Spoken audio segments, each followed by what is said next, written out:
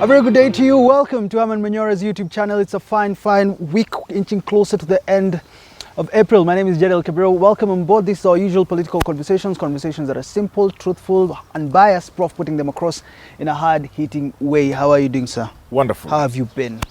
Great. Big story in Kenya is about Paul Mackenzie. I mean, the cult leader, President Ruto calls him a terrorist. Over 40 people I've not dead. been following that Over thing. 40 people dead. I don't have a heart to follow that. The anger in me sometimes when things happen in this country is just too much. I don't know. How has it gone? Where is the man? 40 people dead. The man has been arrested. He was forcing his followers to starve to death. I mean... Where is he now? He's arrested. He's in police cells right now. What has happened so far? Just bodies are being exhumed every single day. That is what is happening. Has he been released? No. He should be released, I'm sure.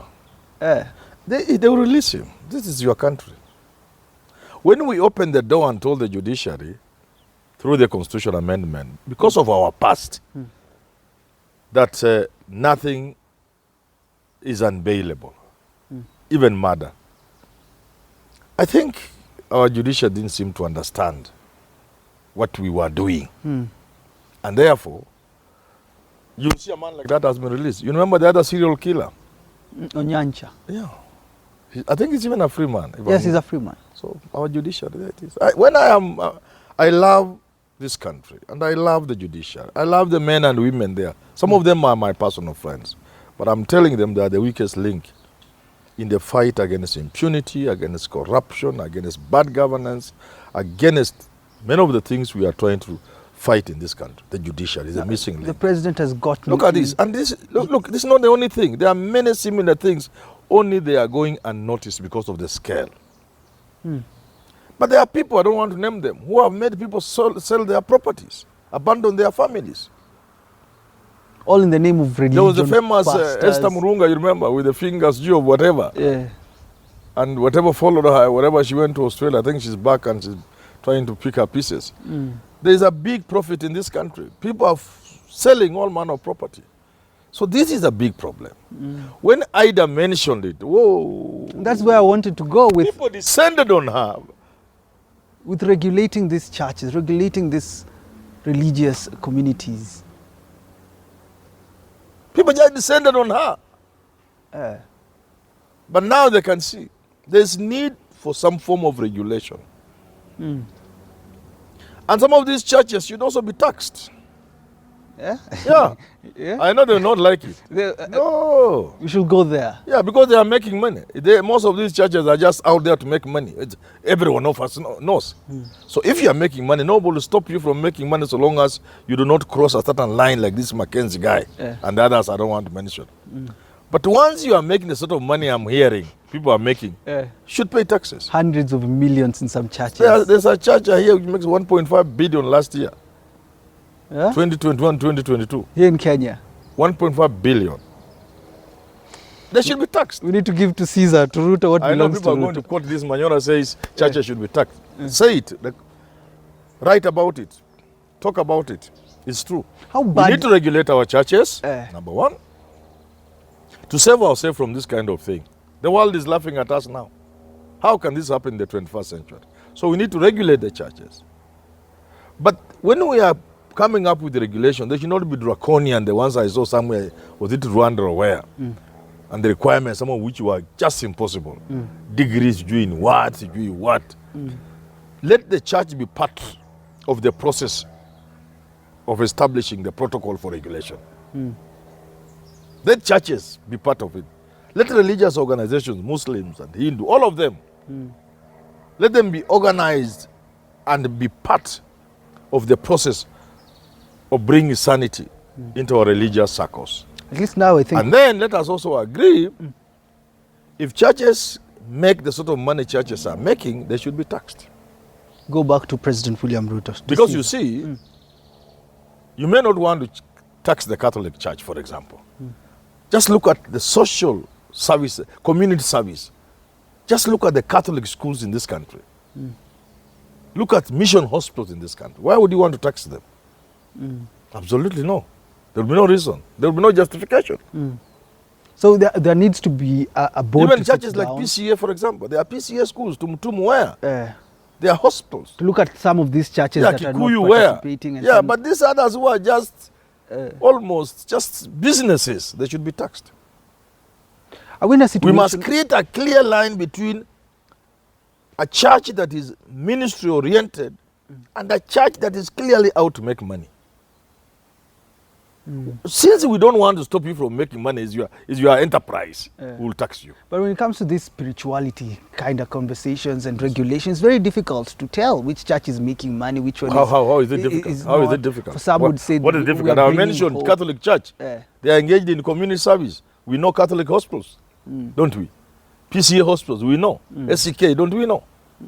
Don't we know? Yes, we do. We know what Muslims do, don't we? Now, but there are others who do nothing and yet raise billions, hundreds of millions. We tax them. But again, more important, we shall regulate the churches and religious organizations. In the process of regulation, we shall clearly establish where you belong. So from what you're saying, Ida was right. And now we have a government that is pro, let's say, just Christianity, because that's what we've seen. People are just using religion to get votes and to stay in power. That is obvious. Which is good. It's okay. They are not the first people to do. But once we have this sort of excesses, then we must agree that it's time to bring sanity into the whole arena. And therefore, regulation to me is the way to go. Taxing business-oriented churches is the way to go. From where you sit, how bad is the situation when you look at religion and religious hypocrisy, as some would say, in our country, and young people following these religious leaders, some even leaving school, leaving their jobs? How bad is the situation, and what ought to be done, apart just from regulating? What ought to be done by the government? Well, it's a question of enlightenment, people getting to be enlightened, to children in schools being taught in a manner that makes them responsible, intelligent citizens who can interrogate things, who can question.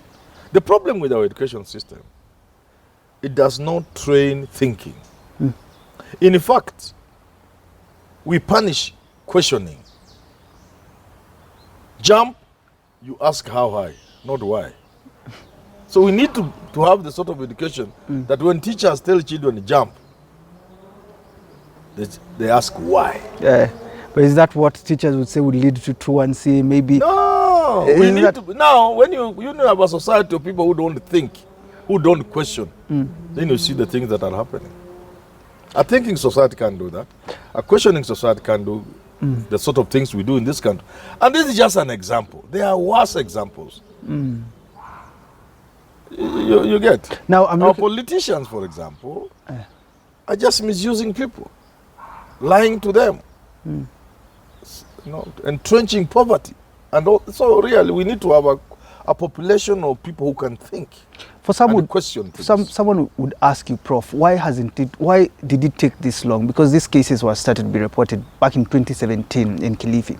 Why has it taken this long? The reason is simple. I've seen people on Twitter asking why. How would they not know why? The reasons are obvious. One, we live in a country that belongs to nobody. Yes. Yes, that is the basic problem. What does that mean, belonging to nobody? You know, if you are a father or a mother in a home, it should concern you what goes on in that home. If you see wrong children coming to mix with your children, it should concern you. If children come home with things that surely you know they have no capacity to buy, it should concern you. You should ask, where did you get this laptop? This is an expensive iPad. Where do you get it from? This phone, your dad has not given you this kind of money. I haven't given you. I've even checked with your sisters. How do you get this phone? That is what a parent does. And that is what a leadership ought to do. Anything affecting the citizens of this country should concern the leaders. But it doesn't. The sort of things that come into the country from outside, the shoddy jobs on our roads and the bad engineering that causes death on our roads, all these wrong things that are happening, they don't concern anybody, nobody, not the president, nobody. That is what ails this country. So when things that get that level, it's because, you see, like in town, unless a policeman is on duty, if you are marked and there's a traffic policeman there, they don't care. So this country, nobody ever cares. You are on your own in this country. And that's why. And number two, we have an intelligence. We pay very well compared to other civil servants. The intelligence are paid very well. What do they do? But again, you may not blame them. Perhaps they have long learned that even if you get intelligent with the bosses, they don't care. You see the sort of country we live in, where we are on our own. So that's why things will happen. But how many bad things happen and you wonder, how can such a things happen in a country? Where is government? I've given you examples, for example, like ripening of fruits in this country. Bananas, mangoes. Just go to the market and buy a mango and bananas. They are all chemical ripened. They use chemicals. But the government knows. What is government doing? If you go to Mombasa, you see things being removed from ships. Mtu anashika gunia inabaki kwa it is expired rice and and still comes. They must change the bags there because it's rotten. Nobody cares for this country. So where do we start? So you're on your own, my friend. Where do we start then? And not just as citizenry, but also as government. Where should Ruto start so that once he leaves office, we do not experience such kind of cases? Because even now, bodies are being exhumed every single day. Now we're at 47. The piece of land is too big. Ask Manyora, kama ungekuwa president sahi ungefanya nini? Ungefanya nini? Sahi, ningekuwa rais wa nchi ya Kenya. I will suspend so many things in that area that people will think I'm not normal. I'll just take my pen, call the intelligence, call the police, call some minister relevant, and go through the register, Attorney General, look at registered churches in this country, and just strike out. I remain with organized, established religious organizations and groups to start with. The rest go home, apply afresh. And then we shall establish a body to come up with the regulations. The church will be heavily represented there. And there will be intelligent men and women so that the established churches do not use that opportunity to prevent competition. You know what I'm saying? Yeah. So there needs to be things, but there needs to be from tomorrow, brains. if I'm president today, there will be not more than 20, 30 churches in the country conducting service this Sunday, coming Sunday. Those things are less than 20, 30. The rest will have to apply afresh. Guess we'll have to. They'll be vetting. But is that possible in a country where the president is using religion for his own? We don't know if he's using religion. He has been always a religious man. He has said it as much.